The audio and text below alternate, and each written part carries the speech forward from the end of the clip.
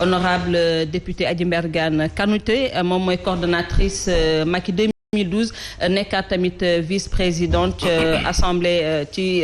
groupe parlementaire Benno Bokk Yaakaar moom tamit ñu ngi xaar mu teew fii ak ki nga xam ni moom mooy ministre des sports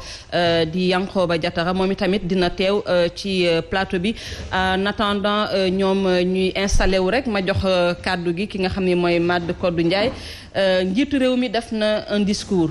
nekk na discours boo xamante ne ni yaa ngeen ko doon xaar par rapport aux attentes par rapport li nga xam ni moom ngeen doon xaar tey Macky Sall yebbi ko jagleel ko askan wi ndax mën nañu wax lool. waaw madame Evelyne maa ngi lay remercier ci question bi fi nga dooree effectivement par rapport attentes yi ñu amoon ci discours bu mel nii ñu jàpp ne mooy le dernier discours veille indépendance du président Macky Sall qui termine son mandat. Et dernier discours nga wax de. Effectivement donc ñun ñu jàppoon ne ça devait être un discours où il remercierait les Sénégalais où il leur demanderait pardon sur les 12 ans ci li mu fi def loo xam ne bokkul woon ci li Sénégalais yi doon xaar parce que aujourd'hui ñun ñëpp xam nañ ne Sénégalais yëpp ñoo am njàqare xamuñu suñu ëllëg politique dëkk naka lay demee xamaguñu ëllëg lan la ñu réserver donc ñu doon xaar un discours boo xam ne dina rassurer les Sénégalais mais discours bi ñu servi tey on peut remarquer que c'est un discours vraiment creux discours bi amul substance dafa répéter rek les choses qu'il avait dit le 31 décembre passé ensuite il nous a montré que il a renforcé les dispositifs de répression la police la gendarmerie et aussi il a parlé aux jeunes sans leur donner un vrai message d'espoir mais certainement juste pour leur dire ne vous confrontez pas aux forces de défense et de sécurité parce que maintenant je les ai très bien armés donc man loolu laa jàpp ci discours am en plus il a fait un semblant d'appel au dialogue un président de la République un chef d'État ce qu'on appelle ce qu'on attend de lui ce n'est pas qu'il reste ouvert à un dialogue national mais on attend qu'il initie ce dialogue dans les formes et qu'il mette aussi du contenu à ce dialogue mais li mu ñu servir c'est juste un principe de dialogue boo xam ne yàgg na koy servir sans lui donner du contenu sans aussi initier les véritables démarches. Très bien dinañu dellu siwaat dans le fond on permet également à l'honorable député Serigne Abo Mbacké également mu joxe impression mi njëkk par rapport à ce discours que nous a servi le chef de l'État. Merci beaucoup mais tout d'abord nag may permettre parce que discours bi dafa am lu ko waral mooy suba dañoo war a fêter suñu indépendance mooy li nga xamee ni su la ñu moom suñu bopp. Et c'est l'occasion de nous rendre un vibrant hommage li nga xam ne moo nekk armée sénégalaise mais aussi les anciens combattants ak ñi nga xam ne ñoom ñoo xeex ba tey ñu mun a am li nga xam ne moo nekk suñu indépendance ba tey ñu mën koo féete. di loolu nag bi mu amee moo waral le président Macky Sall di def adresse à la nation sànq moo ko débatteur wax na ko ni mooy ce dernier discours am à la veille de la fête de l'indépendance.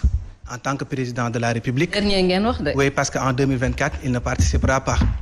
et tey discours bi ñu dégg il a parlé de beaucoup de choses wax na ci wàllum infrastructure wax na ci wàllum loyer wax na ci li nga xam ne moo nekk autopont yi wax na ci BRT wax na ses réalisations dafa meloon ni comme ku doon def bilan mais man dama koy jàppee discours politique boo xam ne moom le président Macky Sall servir li nga xam ne moo nekk sénégalais yi ak li nga xam ni attentes yi moom lañ ci doon xaar. et tey am na loo xam ni jàpp naa ko ci discours am mooy en ce qui concerne la jeunesse parce que tey bu ñu toogee pendant 11 ans le président Macky Sall nekk ci bopp réew mi dem ba à la fin bi mu bëgg a jeexal li nga xam ne moo nekk son second et dernier mandat di soog a xalaat ndaw ñi yaakaar naa ni problème am na. yaa ngi xalaat ndaw yi de am na programme xëyu ndaw yoo xamante ne ni c'est encore en cours. léegi xëyu ndaw yooyu. waaw ak programme ndaw yi ak ce qu'il nous avait promis. yaakaar naa bu ñu duggee ci biir débat bi. très bien dañ ci dellu siwaat ak des chiffres et des résultats. yi entré la kon. mais tey li ma bëgg a wax rek mooy. waaw bu demee ba bëgg a jeexal bëgg a xalaat ndaw et ci discours am dafa def aveu de taille moom wane nañu tey jii nii dafa échoué ci li nga xam ne moo nekk l'emploi des jeunes tey ci discours am boo ko jàngatee. ba muy jël réew mi li mu waxoon jeunesse bi ak li mu leen diggoon ak tey li mu leen servir yaakaar naa am na lu bëte woote na aussi wàllu. dinañ ci dellu si. waaw woote na aussi wàllu. comme ça nga wax ñu ci aveu d'échec boobu ci dans la politique de jeunesse bi nga xam ni moom nga relevé dans son discours. On permet également à Moussa Niang moom tamit mu andi première impression am ci discours à la nation bi le président Macky Sall def léegi. Le président Macky Sall, président de la coalition Benno Bokk Yakaar et ou du secrétaire général du parti Alliance pour la République, a tenu un discours de parti politique. Discours meeting politique le tenir. Comment? À un moment aussi solennel boo xam ni Sénégalais dañ koy xaar mu tenir un discours boo xam ni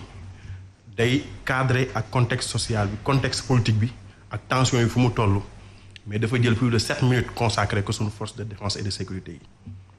li jëm ci wàllu dialogue mu def ko au dernier moment. au dernier ressort. Pas que c'est un discours qui se tient à la veille de la fête nationale. Effectivement. Donc pour man jaadu na mu rendre hommage ñi nga xamante ne ni ñoom ñooy force de défense et de sécurité ñooñu may ñu am indépendance. xam nga le président Macky Sall. actuellement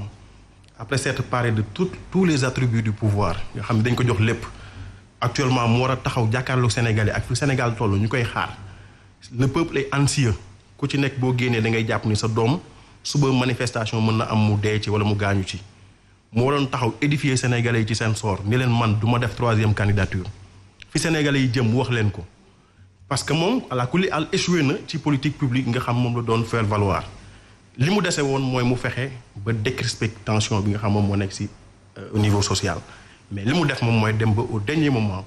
mu def un semblant d'appel au dialogue te xam nañ ñu gëmu ko li mu waroon def mooy ubbi ay brèche fexe ba Sénégalais yi ñu réconcilier leen en leur sein fexe ba nga xam ni tension bi nga xam mooy nekk ci espace politique bi ñu wàccee ko bu ko defee nit ñi mën a espérer ci 8 mois yi ñu jëm ñu ubbi yeneen perspective parce que dem nañ ba nga xam ne ñun xam nañ réew mi ñu nekk réew mu war a exploiter ji pétrole la ak gaz mais ci moment bu toll noonu moment bu crucial bu toll noonu nga xam ni avenir du Sénégal moo nekk en jeu man jàpp naa ni du woon discours bii la waroon tenir mais discours bi mu waroon tenir mooy dafa waroon ubbi ay perspectives yoo xam ne dafay jël Sénégal fi mu toll nii yóbbu ko foo xam ni génération yi di ñëw dinañ ci gis seen bopp. waaye dañ jàpp ni discours bi dafa décevoir Sénégalais yi. Très bien. Monsieur le ministre Yankhoba Diattara, vous avez la parole. Sa première impression ci discours bi le président Macky Sall a servi à la veille de la célébration de la commémoration, devrais-je dire, de l'indépendance du Sénégal. ñi teew ci plateau bi yëpp gis ni am na lu des ci discours bi fi ñu doon xaaree le président Macky Sall ñëw fa def na sax aveu d'échec ci politique d'emploi ñi gis ni def na sax aveu d'échec sur les politiques publiques yow nga bokk ci waa njiitu réew mi si je peux m'exprimer ainsi naka nga gisee sa première impression ci discours bi mu def. jërëjëf Adja nga may ma rek ma nuyu mbokku Sénégal yi ñuy seetaan yëpp ci biir Sénégal comme ci bitim réew. may nuyu bépp sénégalais di leen ziar mais également di leen souhaiter mën naa ni une bonne fête ndax comme niñ ko waxee te xamee ko noonu aussi feetu mën naa ni 4 avril feetu indépendance te la fête de la jeunesse et de l'armée ba tax na kon su fekkente ni yàlla dogal na président de la république donc ci ay attributs nga xam ni su fête bi jotee dafa war a waxtaan ak askan wi donc mu def discours bu mel nii donc day jaadu. ñu topp ci ay tànkam souhaiter vraiment à tous les Sénégalais une excellente fête mais également surtout donc souhaiter à la jeunesse et à l'armée une excellente fête d'indépendance may nuyu également sama naataango yi ma bokkal plateau bi muy ñoo xam ne nag mën naa ni la plupart yàlla dafa ñu boole démb avant tey donc di am contenté bu baax donc bokk ak plateau suñu responsable donc l'honorable député donc Adji Mbergane Kanouté mais également nga may ma Adja par rapport au discours ñu saluer la hauteur et la pertinence du discours du chef de l'État parce que comme ni mu ko waxee le discours dafa intervenir dans un contexte particulier cette année 4 avril dafa tomber ak mën naa ni une communion religieuse muy yàlla suturaal Sénégal mu tomber ci koor ak ci carême muy moment boo xam ni xol yépp dafa jublu jëm ci suñu borom ci sellal ci teewal mais également ci ñaan kon su loolu amee li ñu xamee Sénégal suñu aada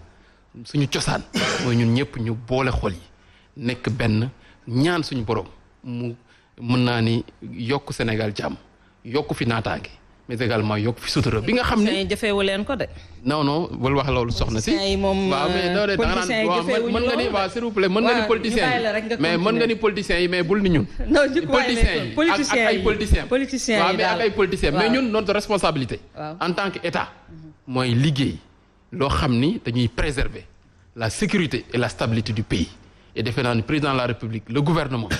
au quotidien ci loolu la ñuy dox ba tax na kon dañuy souhaiter loolu ñaan suñu borom ci moment bii ñu toll nga xam ni xol yëpp ñu ngi tourner ci suñu borom xel yëpp ñu ñaan yàlla saxal jàmm ci Sénégal ndax am na ñoo xam ni ñu ngi wax mais nañu xool gestu li nga xam ni moo am ci sous-région bi ci dëkk yi ñu wër est-ce que tey ñun fii ñuy toog di waxtaan est-ce que ñoom tal nañu loolu kon kuy jëf kuy wax na nga wax lu jëm ci jàmm beneen bi nag mooy wax nga ko sànq président de la République il est dans le temps de l'action dans le temps de l'action mooy ci jëf la toll ci jëf lay wane li nga xam ni def na ko ci mën naa ne at yi weesu yépp te bis bu ne muy wan Sénégal yi lu gën a mën naa ni ràññeeku lu gën a tax Sénégal jëm kanam lu tax ñu gën ñu naw mais également luy tax luy gën a mettre askan wi dans de meilleures conditions d'existence. ndax yaakaar nga ni discours bu mel nii la